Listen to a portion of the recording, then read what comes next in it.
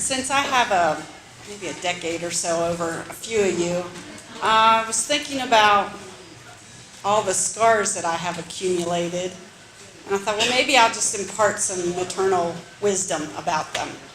I have lots of scars from childhood. So you have like stepping on a rusty nail, wrecking a sled into the tree, wrecking your bike on a bridge, and no, I didn't wreck a lot, but just all those little scars. And I was thinking, those kind of scars represent a lot of adventure. I mean, we had a lot of fun stuff when we were kids, and so those scars, even though they diminish over the years, they are kind of small and you can't really see them as much.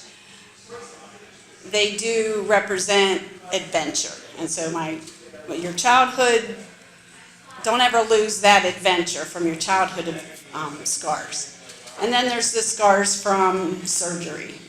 Those, just be thankful that we have good doctors for surgery. But then I have a little scar. This one I can show you without getting undressed. It's just right here. It's a tiny little scar from a box cutter that I did at work. And I made the mistake of complaining about that scar one time in front of my friend Sam. Sam was in a plane crash, and he was burned over 90% of his body and lived through it. And thankfully, we were good enough friends that he didn't hold it against me for complaining about this stupid little scar in front of him. So don't ever complain about your scars, because somebody always has more. The other scars are the scars inside, the ones you can't see, the emotional ones like Javier was talking about. And those scars, when you're used or abused or abandoned, those get a little deeper, and they hurt a lot more. They're big wounds, and they send you into the valley. And the valley is not, everybody says, oh, I'm down in the valley, it's, the shadow of death, But sometimes the valley's not only necessarily a bad place, because most valleys have a stream, and they're like a little oasis between the mountains. And you can go there for some respite.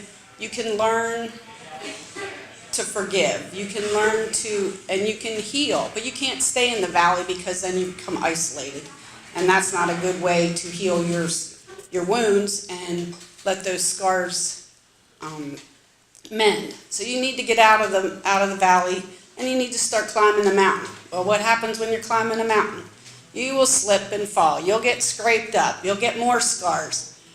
But if you reach up, if you ask for help, and don't go through all these things in your life that cause scars by yourself. Ask for help, and if you see somebody offering help, take it. And in the same token, turn around and lift somebody else up who is having, who's slipping and has scars that need to mend.